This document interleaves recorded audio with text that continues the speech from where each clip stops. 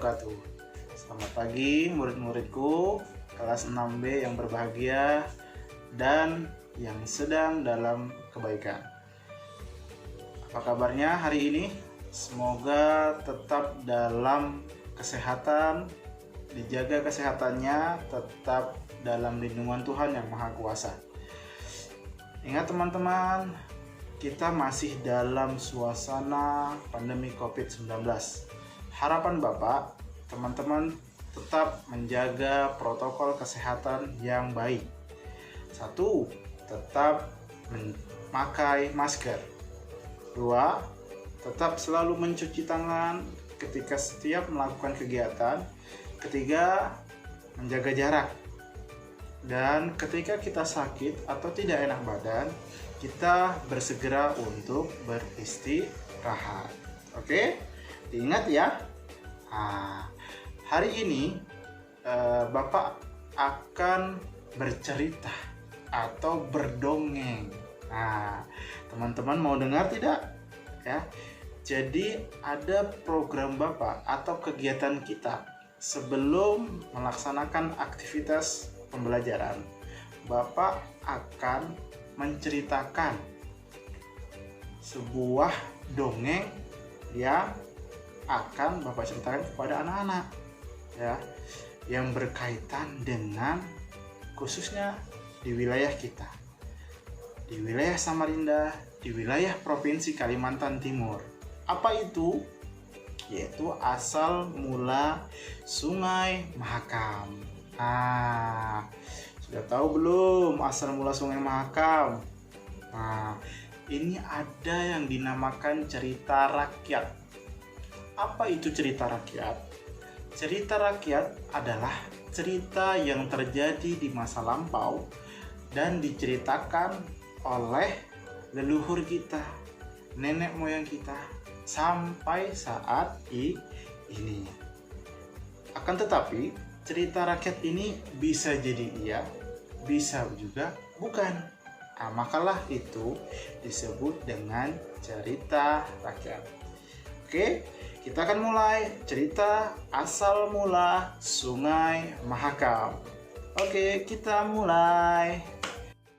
Sungai Mahakam merupakan sungai terbesar di Kalimantan Timur dan sungai nomor 2 terpanjang di Indonesia dengan panjangnya mencapai 920 km.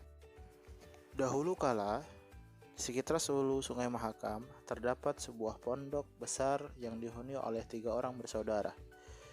Saudara tertua bernama Siluk, saudara kedua bernama Ayus, dan yang paling bungsu adalah Ongo. Mereka mempunyai keahlian yang berbeda-beda dan juga perilaku yang berbeda pula. Siluk adalah gadis yang sangat gemar melakukan ritual adat bebelian ataupun bedewa. Karena si Siluk sangat sekali mencari kesaktian, sehingga sangat sering untuk bersemedi. Saudara kedua ialah Ayus. Dia adalah seorang laki-laki yang ceroboh dan suka mencampuri urusan kakaknya.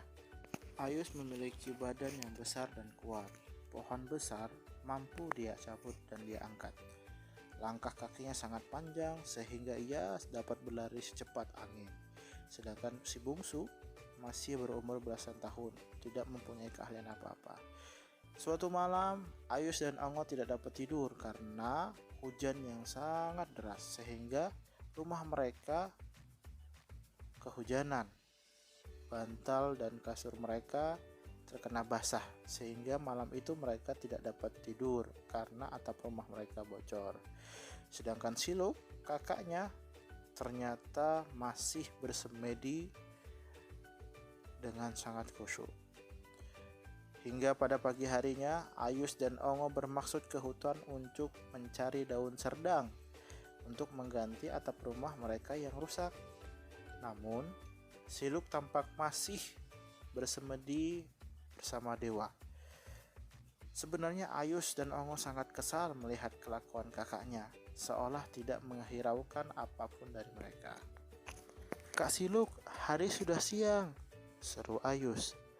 "Aku dan Ongo hendak ke hutan mencari daun serdang. Setelah selesai bebelian, kakak masak nasi ya untuk makan siang. Mendengar suara adiknya, Siluk pun terkejut dan sadar dari semedinya.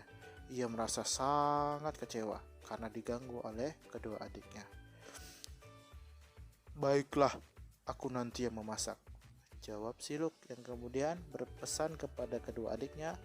Sepulang dari hutan, jangan sekali-kali kalian membuka tutup panci. Cukup kalian tambahkan kayu bakar jika memang apinya sudah kecil. Hai kak, jawab Ayus dan Ongo serempak. Ketika Ayus dan Ongo berangkat ke hutan, Siluk segera mengambil beberapa lembar daun padi untuk dimasak. Setelah dibersihkan, daun padi itu dimasukkan ke dalam panci yang sudah diisi air. Setelah itu, ia kembali berdoa kepada dewa agar daun padi itu masak dan berubah menjadi nasi. Menjelang siang, Ayus dan Ongo sudah kembali dari hutan dengan membawa daun serdang. Mereka terlihat sangat lelah dan lapar. Ayus pun langsung masuk ke dapur. Alangkah kecewanya ia melihat panci nasi masih terpanggang di atas tungku. Kenapa pancinya masih di atas tungku? Jangan-jangan nasinya belum matang, gumam Ayus. Ayus penasaran ingin mengetahui isi panci tersebut, maka ia membuka penutup panci tersebut dan betapa terkejutnya. Karena beberapa lembar daun padi dan sebagian lainnya berupa nasi. Jadi belum seluruhnya berubah menjadi nasi. Dan ia cepat-cepat menutup kembali panci itu. Sementara itu, Siluk baru saja selesai dari semedinya dan ia pun menuju ke dapur untuk memastikan apakah nasi itu sudah masak atau belum. Begitu ia membuka penutup panci, ternyata masih ada lembar daun padi yang tersisa. Hai, bukankah seharusnya nasi ini sudah matang semua? Tapi kenapa masih ada yang belum tersisa? Gumam Siluk dengan heran. Ini pasti ulah si Ayus. Dia telah melanggar pesanku. Siluk terlihat sangat marah karena perilaku adiknya itu. Sehingga kesaktiannya dalam merubah padi menjadi nasi telah hilang. Dan ia pun segera menghampiri Ayus. Hai Ayus, kamu telah melanggar pesanku. Tidak ada lagi gunanya kita untuk tinggal bersama-sama. Lebih baik aku pergi dari sini dan tinggal di dekat pusaran air. Aku akan bebas bersemedi dan berdewa bersama dewa. Usai berkata demikian, Siluk segera berkemas pakaiannya. Dan sebelum pergi, ia membawa ayam jantan sakti kesayangannya. Siluk kemudian menyusuri sungai menuju hilir dengan menggunakan rakit. Sebelum berangkat, ia berpesan kepada adik-adiknya, aku harus pergi sekarang. Jagalah diri kalian baik-baik, ujar Siluk. Ayus terdiam. Ia merasa amat menyesal atas perilaku sendiri yang menyebabkan Kak Siluknya pergi. Ketika melihat rakit yang ditumpangi Siluk melaju di atas aliran yang sungai yang deras, cepat-cepatlah ia berlari untuk menghalangi kakaknya. Dan Ayus mengambil batu-batu besar dan melemparkannya ke tengah sungai, sehingga terbentuklah menjadi sebuah bendungan. Rakit yang ditumpangi Siluk pun mulai melambat. Ketika Siluk tiba di dekat bendungan itu, ia memerintahkan ayam jantan saktinya untuk berkokok. Kukuruyu! Jedar! Batu-batu itu pun hancur seketika saat terdengar ayam jantan berkokok. Ayus mulai menghalangi kakaknya dengan membuat batu-batu menjadi sebuah bendungan yang menghalangi kakaknya. Namun, Kak Siluk dengan ayam jantannya mampu menghancurkan itu semua. Ayus tidak kehabisan akal. Dia membuat pohon nipah-nipah di pinggir sungai menghalangi jalan arusnya sungai itu. Namun tetap Kak Siluk bersama ayam jantannya mampu menghancurkan itu semua. Hingga sampailah pada sebuah pusaran. Tampaklah rakit Kak Siluk menuju sampai ke hilir sungai dan hampir sampai ke laut lepas. Ayus, tolong jangan lagi kau halangi jalanku. Biarkanlah aku mendekatkan diri, bersemedi dengan tenang, demi menenteramkan jiwa. Usai berpesan, Kak Sulik dan rakitnya tiba-tiba menghilang dan muncul kembali di pusaran air. Alangkah terkejutnya Ayus saat menyaksikan peristiwa itu. Ia benar-benar tak kuasa menahan perginya kakaknya. Hingga bendungan-bendungan yang tadi dihancurkan oleh Kak Siluk dan juga pohon nipah-nipah yang juga dihancurkan menjadi sebuah anak sungai dan delta-delta di Sungai Mahakam. Demikian cerita asal muasal anak Sungai Mahakam dari Kalimantan Timur.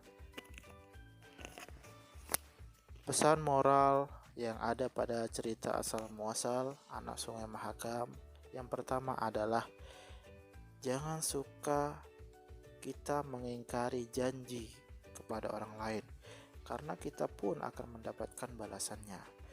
Yang kedua adalah harus saling menjaga satu sama lain, tetap bersaudara dan saling mengingatkan dalam kebaikan. Karena ketika bersama, maka apapun itu pasti bisa dilakukan. Apabila sendiri-sendiri, maka itu akan menjadi petaka